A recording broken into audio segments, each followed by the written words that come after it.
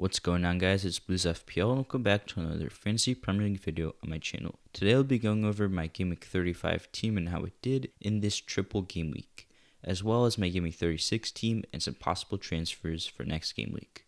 So let's get started. So I know it's been a long time. I think I haven't uploaded in 2 game weeks. My school is ending pretty soon. I think I have a month left.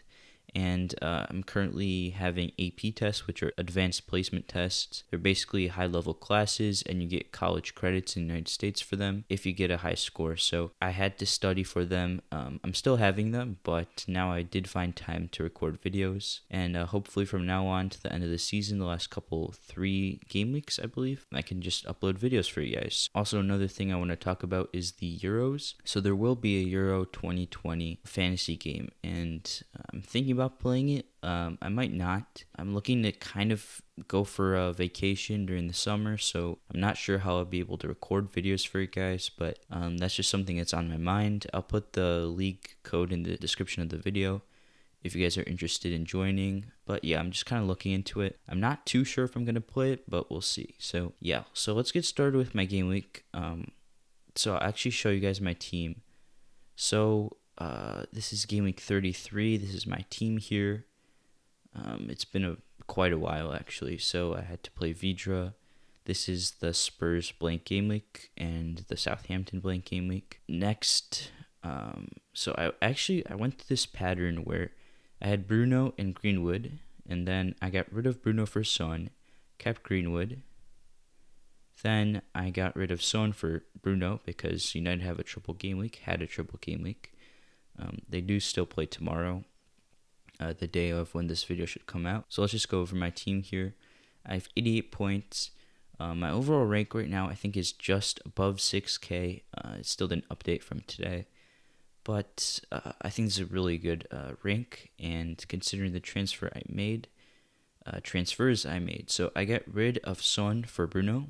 So currently this transfer did work out. Sadly, Son scored. A little unfortunate there, but I'll definitely take the Bruno points over Son. I just want to talk about a few players here. So Foster, he got a penalty save. It was a terrible penalty by, I forget who it was, who took the Palace penalty. Zaha would have got an assist if he scored, and Foster saved it, so that's pretty nice. Mendy also saved a penalty in the City game. He actually didn't get a clean sheet at all.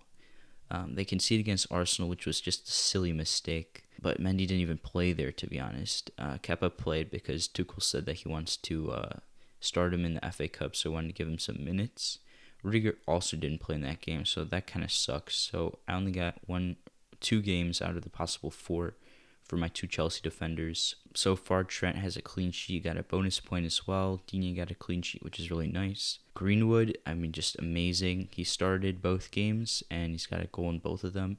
He looks really, really good, a really solid option at his price, even though he blinks next game week. Iheanacho got a goal. We'll talk about his future in my team in just a bit. Kane only got 2 points. However, on another day, he gets 2 goals. I would say at least 2 goals. He hit the crossbar and he was offsides against Leeds. So, he hasn't scored in 3 game weeks. He hasn't played against Southampton.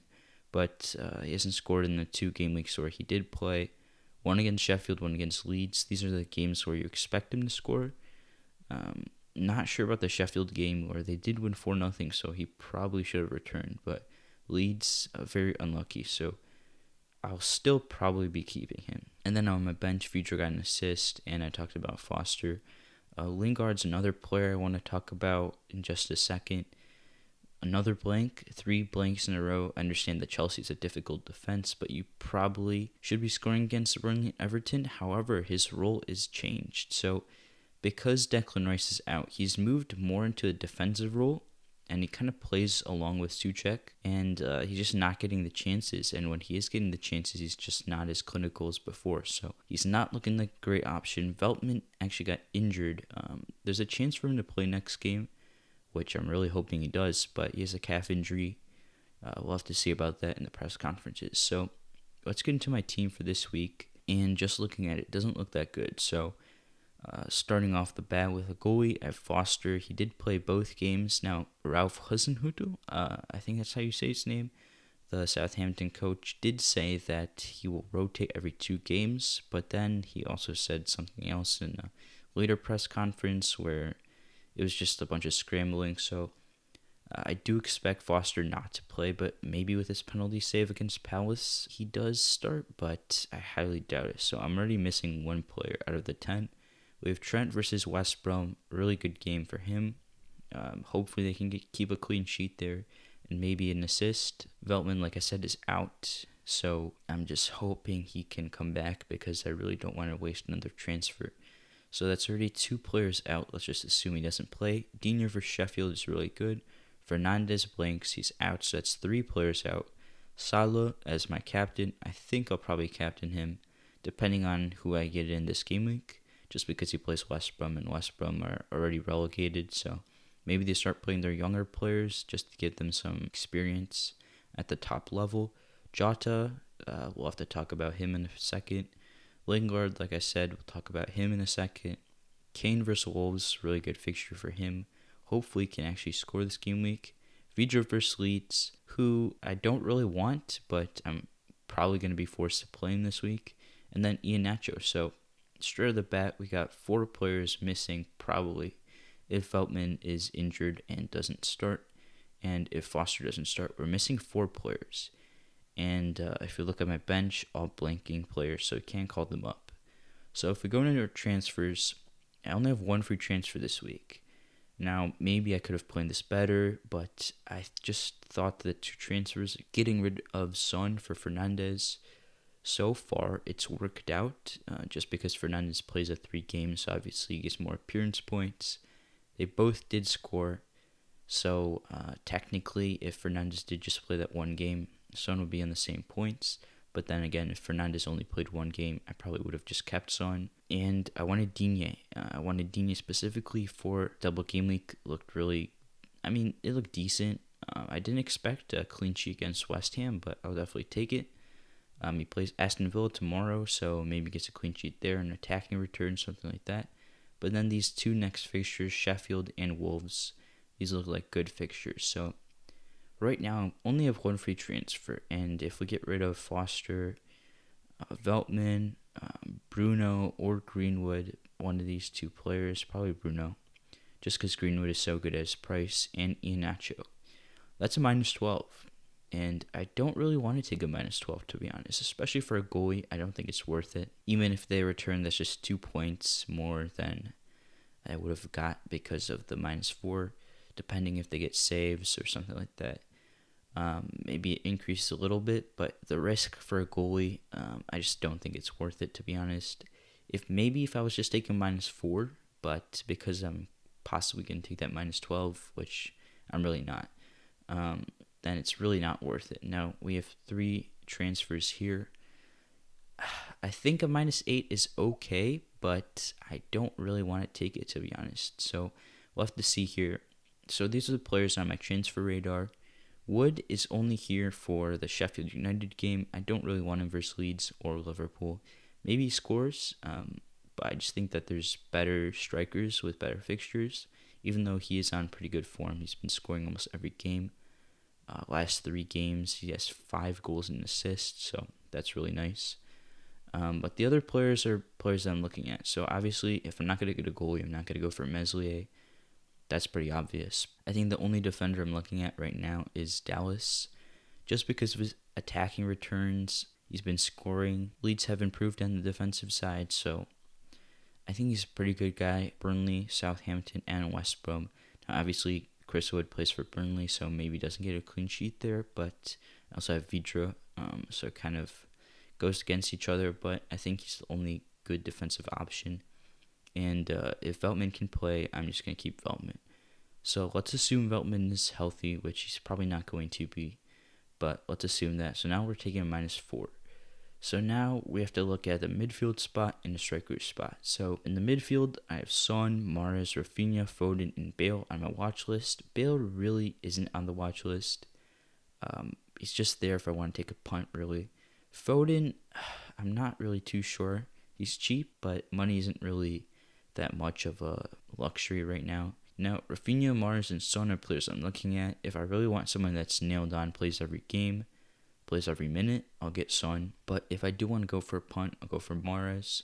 Rafinha did just come back from injury, so maybe he doesn't start the next game. So that's a player I might look to get in after next game week. And so right now, I think it's either between Son or Mahrez. Mahrez hasn't started the last 2 game weeks, and he usually doesn't come off the bench. So even if he doesn't start, which hopefully he starts because I kind of need him to start, he has decent fixtures. Newcastle are a really bad defensive team. The next 2 are that great, but if I really want to go for a punt, I'll go for Mahrez. Now, right now, I'm leaning towards Son just because of the security, but we'll have to see about that. He's a little bit more expensive than Mahrez, so like I said, money's not a problem at this point. But yeah, so there's that. And then at the striker spot, we have Bamford, Calvert-Lewin, and Antonio. So if I go for Bamford, I'm keeping him for the last 3 game weeks, unless he gets injured. Just his fixtures are so nice. However, the problem with Bamford is that it has been starting to get subbed. We got subbed at the 45th minute, before that 64th, before that 76th, before that 34th.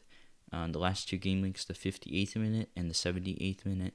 So he hasn't been playing full 90s every game week. Played 90 minutes in the last 2 out of the 8 game weeks. So this isn't great, but his fixtures are good and Rafinha's back. Now that's assuming that Rafinha does start. So he's on the watch list, but that's the problem with him. Now Calvert-Lewin, really good form right now. He's been scoring lately. He still has a game against Aston Villa, so we'll see how he does. Hopefully he doesn't pick up a red card, or maybe hopefully he does if I don't get him. So his fixtures, ignoring that Aston Villa game, Sheffield, Wolves, these are good fixtures, but then he plays Man City. So this just makes another transfer or a benching for that game week, and that's where Wood comes in, just because he plays Sheffield United, or get in Calvert-Lewin and transfer him out for the last game week for Wood, if I do go that route, and also Antonio. So the caveat with Antonio, obviously, is good fixtures, but the caveat with him is that he did just come back from injury. Now, he hasn't played 90 minutes twice, but he was injured before, and he missed 3 game weeks. You just never know with him. If he goes for a run, maybe he re-injures his hamstring for the 3rd time this season, and there's just that doubt. But he does play Brighton, who are without Dunk this week because he got a red card.